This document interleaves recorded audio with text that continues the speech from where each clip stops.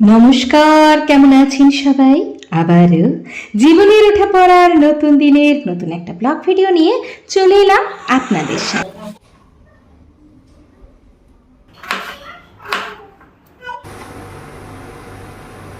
ভীষণ পছন্দের, এর মধ্যে দুটো ইটুরা ইটুরা ইটুরা এই যে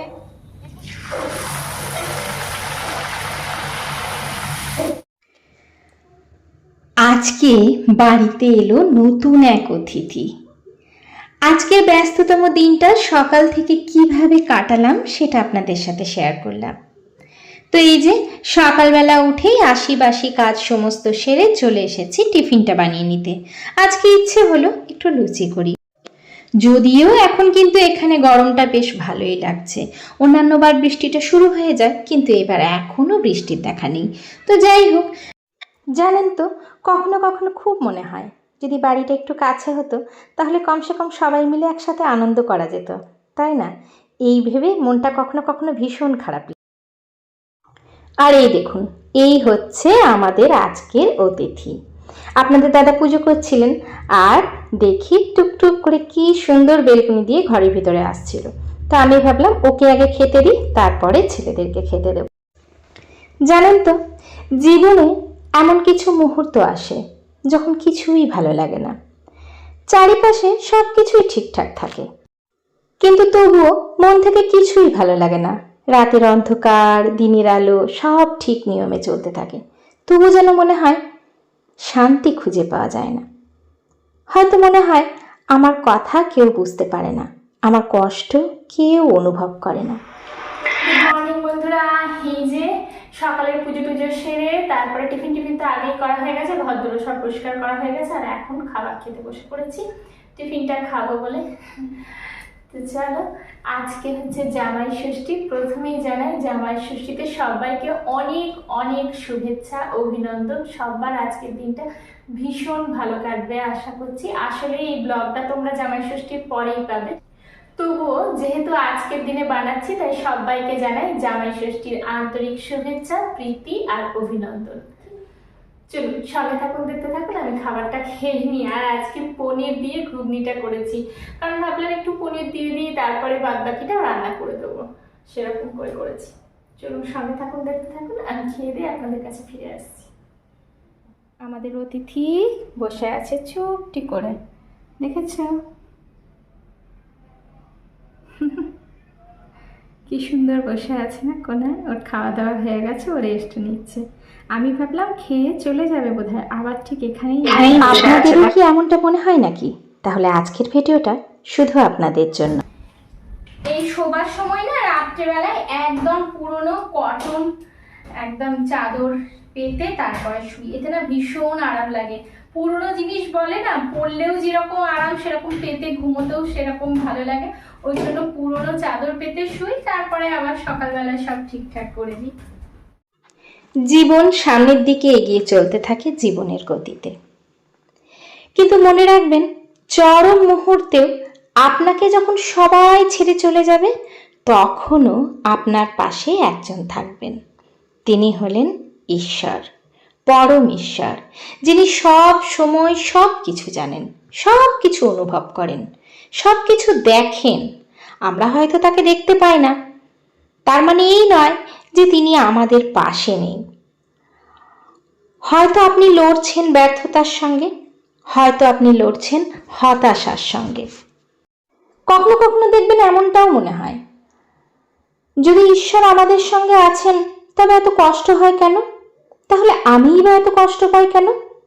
কিন্তু মনে রাখবেন, কষ্ট না কখনো কখনো মানুষকে শিক্ষা দেয়, মানুষকে শক্তিশালী করে তোলে।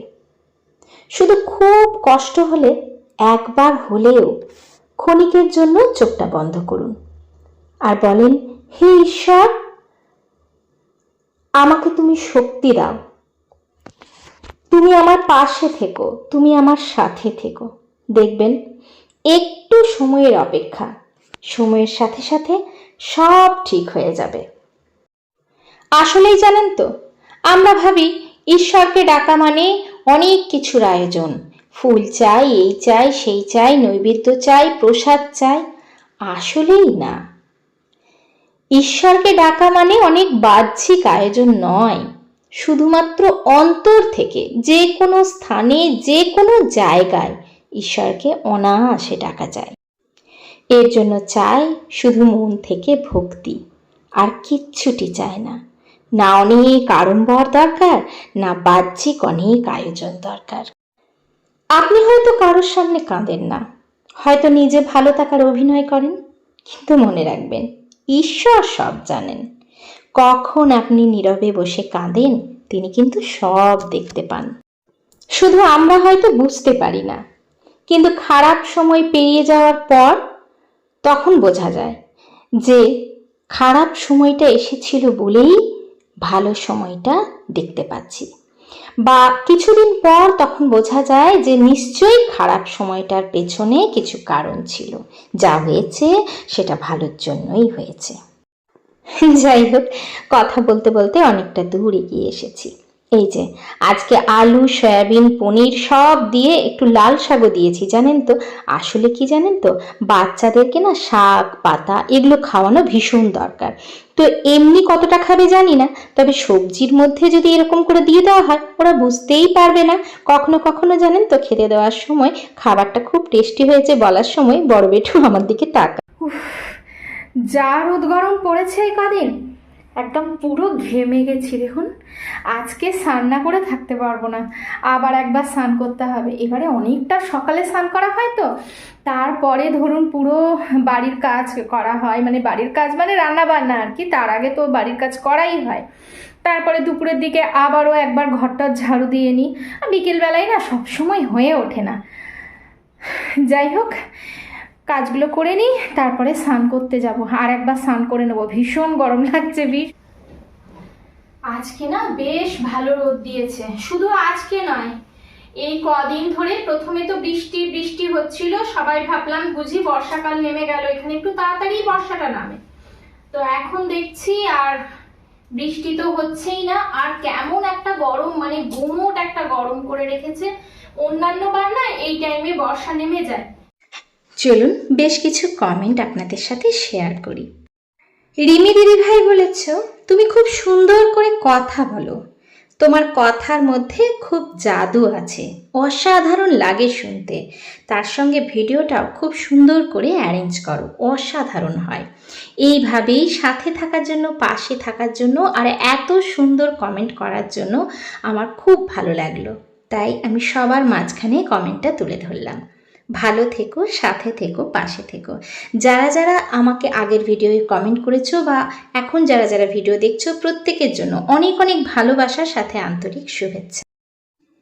বিট্টু বিদিশা ব্লগ আইডি থেকে বলেছো, খুব খুব ভালো লাগলো দিদি ভাই, আমার বাগানেও শিউলি ফুল পাওয়া যায়। তোমার কথায় অনেকটা ভরসা পেলাম আমি খুব একটুতেই ভেঙে পড়ি।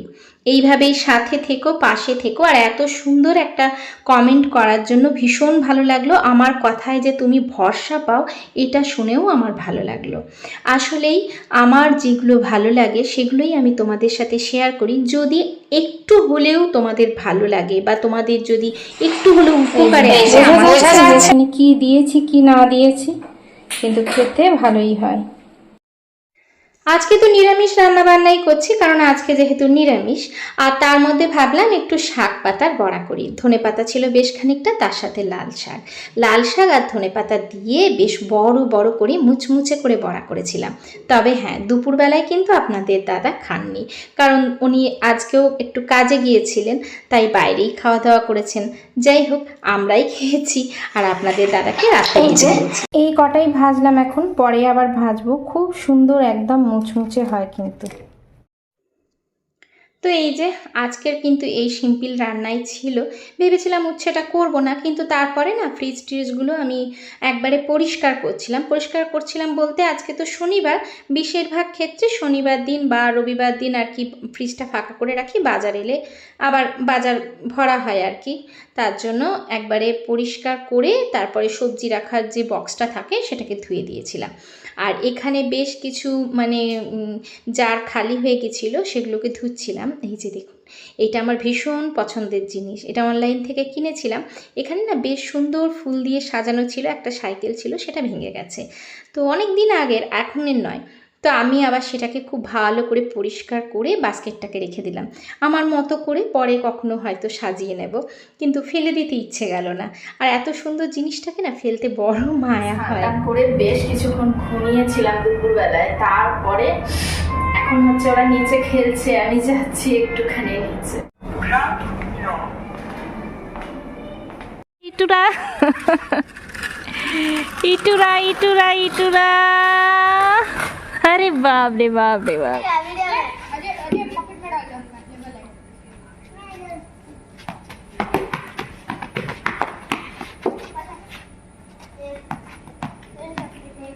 এখানে সব জায়গার মানুষই থাকে, আর আমরা একে অপরের ভাষা নিয়ে সুন্দরভাবে আলোচনা করি।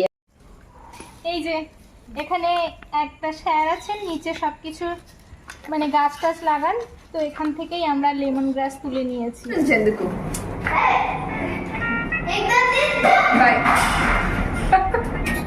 ভিডিওগুলো কেমন লাগছে জানাতে ভুলবেন না। যদি ভালো লেগে থাকে ছোট্ট একটা লাইক দিয়ে সাবস্ক্রাইব করে পাশে থাকবেন। নতুন বন্ধু পুরনো বন্ধু সবার জন্য অনেক অনেক ভালোবাসা, আন্তরিক শুভেচ্ছা। আজকে তাহলে এখানেই আসছি, দেখা হচ্ছে পরবর্তীকালে নতুন ভিডিওর সাথে। ততক্ষণ পর্যন্ত সুস্থ থাকবেন, ভালো থাকবেন। এখন তাহলে আসি, টাটা।